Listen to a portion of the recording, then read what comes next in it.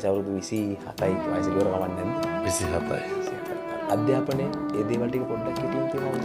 මුලින්ම ඉස්කෝලේ ගියේ මගේ ගම කත්නෝරුවේ සිද්ධාර්ථ ගල්ගම විද්‍යාලයට ගමේ ඉස්කෝලේ ගෙදර ගාව ඉඳන් මීටර් 200ක් විතර. ඉස්කෝලේ ගියේ 4 පන්තියට විතරයි.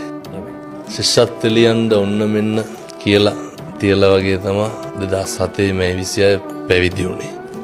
මගේ පිරිවන ශ්‍රීපාලිත විද්‍යායතන පිරිවන නිකවරටියේ තියෙන බොහොම කීර්තිමත් ආයතනයක්. උසස් පෙළ වෙනකන් ඉගෙනගෙන ඉවර වෙලා උසස් පෙළ පාස් වෙලා විශ්වවිද්‍යාලයට ගියා පේරාදෙණියේ. පේරාදෙණිය විශ්වවිද්‍යාලය සුන්දර මතකයක්. සුන්දර මතකයක් තියෙනවා.